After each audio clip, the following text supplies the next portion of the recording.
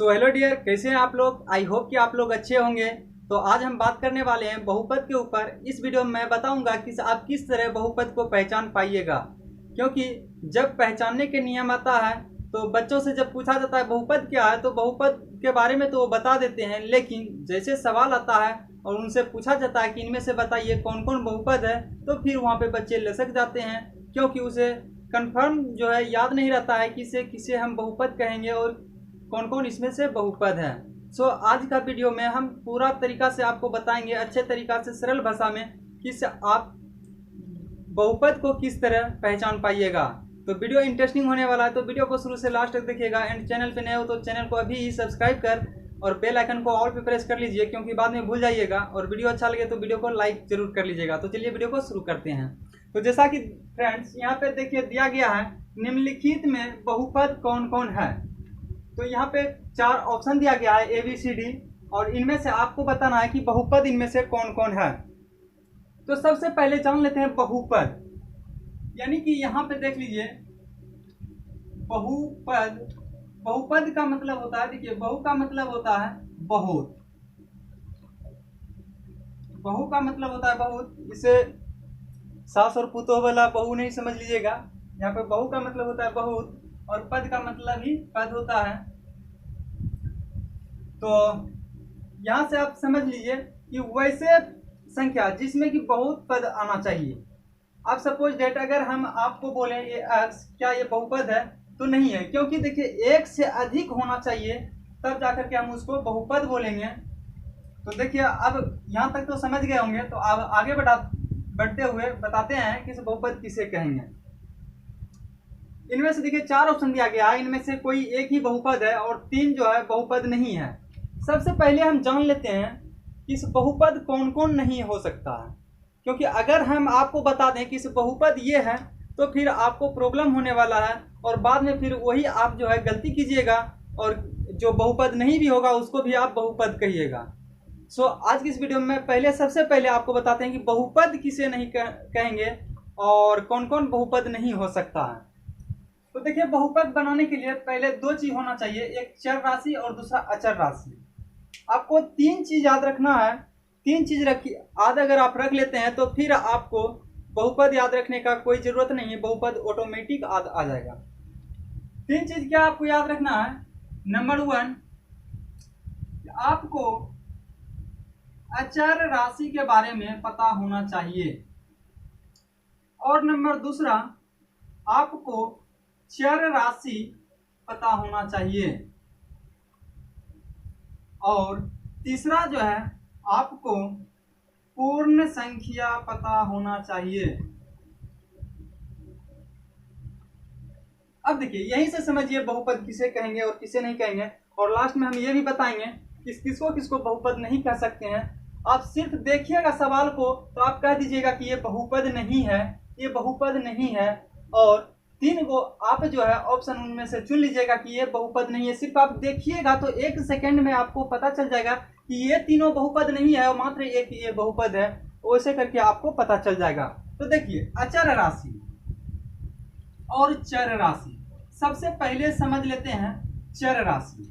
देखिए चर का मतलब, सपोज डेट एक आप गाय भैंस के ऊपर लेके चलिए कि जब गाय भैंस अगर चरता है, घास चरने के लिए जाता है, तो चरने के समय वो एक जगह से 2 जगह बदलते रहता है, हमेशा स्थान अपना बदलते रहता है। ठीक उसी प्रकार चर राशि का मतलब, यानी कि आप गाय भैंस से याद रख सकते हैं कि गाय भैंस जब भी घास चरता है तो एक स्थान से दूसरे स्थान की ओर जाता है, यानी कि वो अपना स्थान बदलते रहता है। ठीक उसी प्रकार चर राशि का मान जो है हमेशा बदलते रहता है। अब जैसे देखिए अक्स का मान कभी 2 आ जाएगा किसी सवाल में, और कभी कभी अक्स का मान 3 भी आ जाएगा, कभी कभी अक्स का मान 12 भी आ जाएगा। अक्स के जगह पे हम y भी ले सकते हैं, y का मान 2 आ जाएगा। यानी कि A से लेके Z तक जो भी डिजिट आते हैं ABCD, वो सभी क्या है, अचर राशि है। जो भी ABCD है, सॉरी वो अचर नहीं, वो चर राशि है, यानी कि उसका मान हमेशा बदलते रहते हैं। तो इससे आप समझ गए होंगे कि इस A से लेके Z के बीच जो भी ABCD का अल्फाबेट आते हैं वो सभी क्या है, चर राशि है। अब अचर राशि क्या है, तो अचर राशि 1 से लेके इन्फिनिट तक 1 से लेके इन्फिनिट तक जो भी संख्या आता है उसे हम अचर राशि कहते हैं। सपोज दैट यहाँ पे 6, और अचर राशि का मतलब होता है जिसका मान नहीं बदलता है कभी भी। अब देखिए 6 का मान, क्या हम 6 को ये कह सकते हैं कि कभी भी 6 को हम 12 लिख लेंगे, 6 का मान 12 आएगा। और 6 को हम 13 भी कह सकते हैं, क्या हम कह सकते हैं? नहीं कह सकते हैं। लेकिन अक्स का मान हम 2 भी ला सकते हैं, अक्स का मान किसी सवाल में हम 3 भी ला सकते हैं। लेकिन हम क्या 6 को 13 लिख सकते हैं? नहीं। क्या 6 को हम 12 लिख सकते हैं? नहीं। क्या 6 को हम 8 लिख सकते हैं? नहीं। तो यानी कि 6 को हम कुछ भी नहीं लिख सकते हैं, 6 को सिर्फ हम 6 ही कर सकते हैं। लेकिन अक्स बराबर जो है हम कभी 2 लिख सकते हैं और अक्स बराबर कभी 3 भी लिख सकते हैं। यानी जो भी आंसर आएगा हम अक्स बराबर उतना हम लिख सकते हैं। लेकिन 6 को हम सिर्फ 6 ही लिख सकते हैं, इसके बदले में 6 के बदले में हम यहाँ पे 3 नहीं दे सकते हैं। यानी कि इसका मान जो है नहीं बदल रहा है। तो जिसका मान नहीं बदलता है वह अचर राशि हो गया, और जिसका मान हमेशा बदलते जाता है उसको चर राशि कहेंगे। यानी कि ए से लेकर जेड के बीच जो भी अल्फाबेट आते हैं उसे चर राशि कहते हैं, और जो 1 से लेकर इन्फिनिट तक जो भी संख्या आता है उसे हम अचर राशि कहते हैं। तो चलिए, आई होप कि ये आप समझ गए होंगे।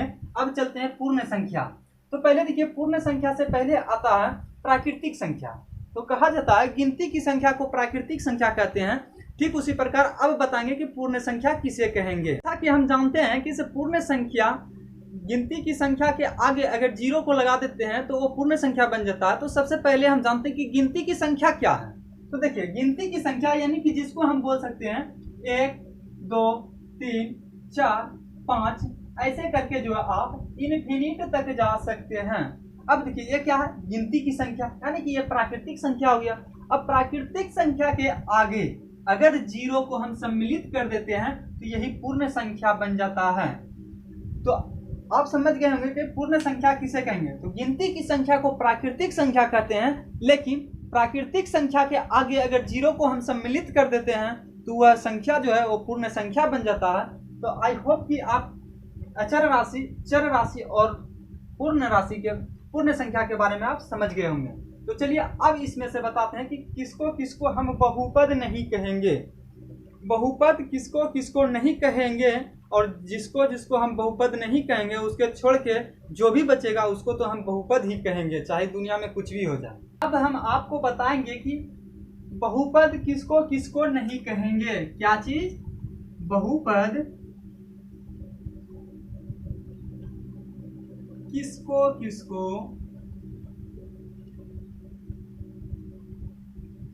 बहुपद किसको किसको नहीं कहेंगे।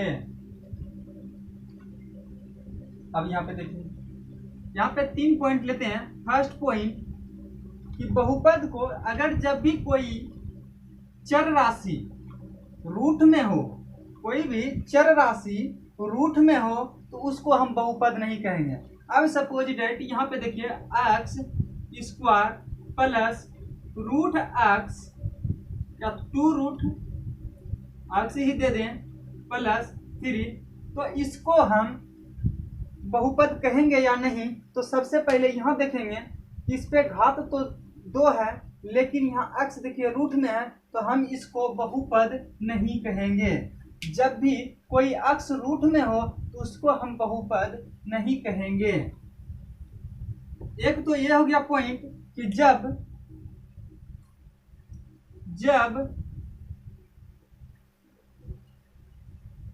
चर संख्या रूट में हो तो उसको बहुपद नहीं कहेंगे। ठीक। फॉर एग्जाम्पल,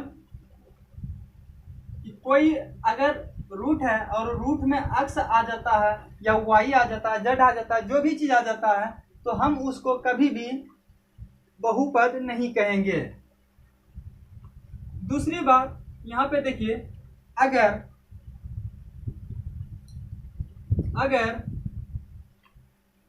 एक्स बटे में हो तो हम फिर उसको नहीं कहेंगे। फॉर एग्जाम्पल 1/x अगर है तो हम इसको बहुपद नहीं कहेंगे। अगर x बटे में हो, कोई भी संख्या के बटे में हो, तो उसको हम बहुपद नहीं कहेंगे। अगर x बटे में हो तो उसको बहुपद नहीं कहेंगे। For example x plus 1/x ये बहुपद कहलाएगा या नहीं, तो यहाँ पे हम देखेंगे। सबसे पहले ये x तो बटे में नहीं है, लेकिन ये x जो है बटे में, तो हम इसको बहुपद कदापि भी नहीं कहेंगे। तीसरी बात है, देखिए तीसरी में किसको बहुपद नहीं कहेंगे। अगर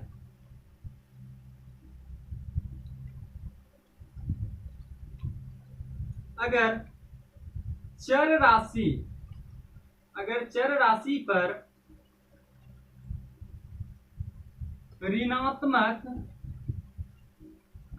राशि पर ऋणात्मक घात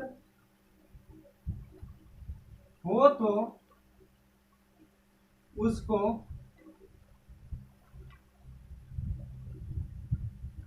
बहुपद नहीं कहेंगे। अब देखिए ऋणात्मक मतलब जैसे x प्लस 2x के पावर -1 प्लस 6 कुछ इस प्रकार रहेगा। तो यहाँ पे सबसे पहले देखेंगे कि x पे पावर, यहाँ x पे पावर 1 है, लेकिन यहाँ पे x पे पावर -1 है। तो जैसे कोई भी x पे पावर -1 आ जाता है, -2 -3 कुछ भी आ जाता है, तो हम उसको बहुपद नहीं कहेंगे। यानी घात जो है वो ऋणात्मक होगा तो हम उसको बहुपद नहीं कहेंगे। तो ये 3 पॉइंट है। अगर आपको ये 3 पॉइंट समझ में आ गया होगा, और अगर आप ये 3 पॉइंट रख लेते हैं, तो आप कभी भी बहुपद नहीं भूलेंगे कि बहुपद हम किसको कहेंगे, और कहीं भी आपको दिक्कत नहीं होगा। तो चलिए इसको आप उतार लीजिए या स्क्रीनशॉट ले लीजिए, फिर हम आगे बढ़ते हैं कि अब बताएंगे कि बहुपद किसको कहेंगे। अगर ये सबको बहुपद नहीं कहेंगे तो हम किसको बहुपद कहेंगे। तो देखिए बहुपद सिर्फ एक चीज को कहेंगे कि जब चर राशि पे, प्रत्येक चर राशि पे एक पूर्ण घात हो तो उसे ही हम बहुपद कहेंगे। सिर्फ आपको इतना ध्यान रखना है कि चर राशि पे एक पूर्ण घात होना चाहिए। अब पूर्ण घात क्या है इसके बारे में डिटेल करते हैं, आपको बताते हैं, क्योंकि इसी के लिए जो है हम आपको सबसे पहले पूर्ण संख्या के बारे में बताए थे। अब देखिए पूर्ण घात क्या है। अगर कोई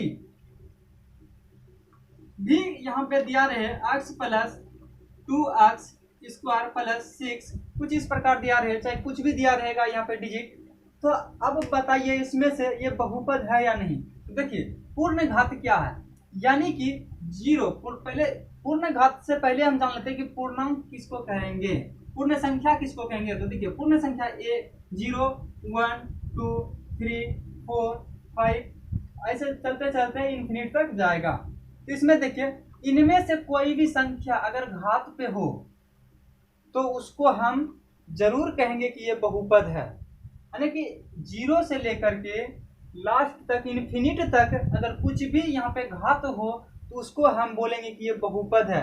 हाँ, लेकिन एक चीज ध्यान रखिएगा कि प्रत्येक चर राशि पे होना चाहिए। ऐसा नहीं कि एक चर राशि पे होगा और दूसरे पर नहीं, तो वैसा नहीं चलेगा।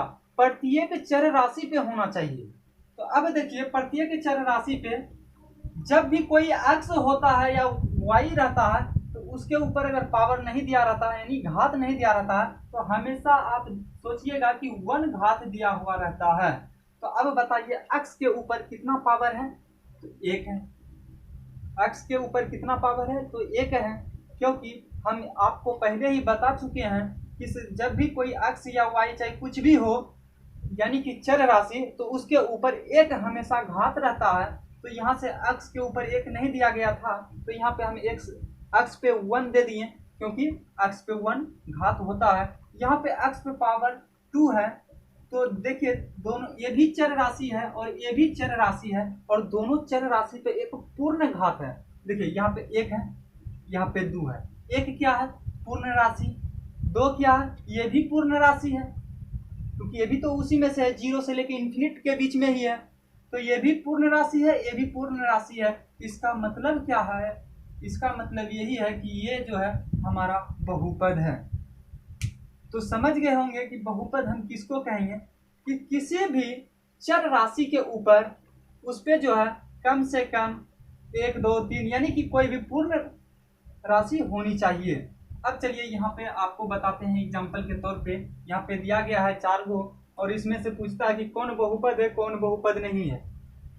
तो देखिए पहला नंबर ए देखते हैं। तो ये तो कोई भी अगर घोंचू से घोंचू आदमी देख लेगा तो कहेगा कि ये बहुपद नहीं है। क्यों नहीं है बहुपद, क्योंकि हमने आपको 3 फॉर्मूला दिया था और 3 फार्मूला में हमने आपको बताया था कि इसे बहुपद किसको नहीं कहेंगे। तो पहले सबसे पहले देखेंगे कि बहुपद किसको नहीं कहेंगे। तो देखिए बहुपद किसको नहीं कहेंगे, उसमें हम बताए थे कि अगर अक्स बटे में हो तो उसको हम बहुपद नहीं कहेंगे। तो इससे तो पहले पता चल जाता है कि ये बहुपद नहीं है। चलिए 2 नंबर को छोड़ते हैं, 3 नंबर पे आते हैं। फिर मैंने आपको बताया था कि अगर कोई भी चर राशि रूट में हो तो उसको भी हम बहुपद नहीं कहेंगे। तो यहाँ से आप पहले ही हमको बोलने से पहले ही आपको पता चल गया होगा कि ये जो है बहुपद नहीं है। आप लोग तेज हैं इसलिए आपको पता चल गया होगा कि इसे यहाँ पे ये भी बहुपद नहीं है। अब देखिए ये बहुपद है या नहीं, इसके बारे में हम आपको बताएंगे। तो आपको पहले ही पता चल गया होगा कि ये भी बहुपद नहीं है, क्योंकि आप तो कॉपी में आंसर भी लिख चुके होंगे कि ये बहुपद नहीं है। क्योंकि आपको पता है मैंने आपको 3 फॉर्मूला दिया था। एक फॉर्मूला दिया था कि एक्स जो है बटे में नहीं रहना चाहिए, अगर एक्स बटे में रहता है तो हम उसको बहुपद नहीं कहेंगे, और अगर एक्स रूट में रहता है तो हम उसको बहुपद नहीं कहेंगे। और तीसरा जो हमने फॉर्मूला आपको बताया था उसमें यह बताया था कि कभी भी चर राशि पे ऋणात्मक घात नहीं होता है। अगर ऋणात्मक घात रहेगा तो हम उसको जो है बहुपद नहीं कहेंगे। तो यहाँ पे देखिए x पे पावर -2 है, मतलब ये भी बहुपद नहीं है। अब बहुपद है कौन, एक ए नंबर भी नहीं है, सी नंबर भी नहीं है, डी नंबर भी नहीं है। तो यहाँ पे देखिए बी होगा। अब बी कैसे होगा, तो यहाँ पे देखिए है x² + 3x + 6। तो देखिए x पे पावर कितना है, 2 घात है। फिर इस x पे कितना घात है, तो कम से कम क्या बताए थे बाबू कि 1 होगा घात। तो यहाँ पे देखिए x पे पावर कितना है, तो 1। तो इससे आपको पता चल जाता है कि हमने आपको बताया था कि प्रत्येक चर राशि पे एक कम से कम कुछ ना कुछ घात होना चाहिए, वो भी पूर्ण संख्या होना चाहिए। तो देखिए x के ऊपर 2 है या x के ऊपर 1 है, तो ये भी जो है पूर्ण संख्या है और ये भी पूर्ण संख्या है, तो ये बहुपद कहलाएगा।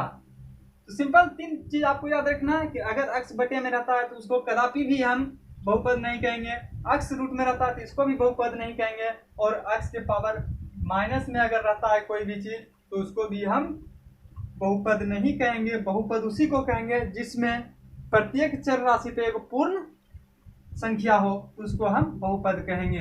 तो बहुपद पहचान गए होंगे। अब देखिए एक एग्जांपल देते हैं। ये 6 दे दी, डी नंबर तक तो दिया हुआ है, हम ई नंबर तक दिए। चलिए अब बताइए 6 क्या बहुपद है या नहीं है, तो हम कहेंगे ये बहुपद है। अब कहिएगा आप कि अचर राशि पे घात जो है, यहाँ पे आप तो बोले कि इस चर राशि पे पूर्ण संख्या होना चाहिए, लेकिन ये तो अचर राशि है, तो क्या ये बहुपद है, तो जी हाँ बहुपद है। तो बहुपद कैसे है, तो देखिए हम इस 6 को 6 गुना 1 कर सकते हैं क्या, क्योंकि 6 गुना 1 करेंगे तो 6 ही होगा। और देखिए एक चीज हम आपको बताते हैं, कभी भी अगर कोई भी चर संख्या हो, चर राशि हो या अचर राशि हो, तो उसके ऊपर अगर पावर 0 होता है तो वह हमेशा अचर राशि ही कहलाएगा। तो अब देखिए 6 क्या है,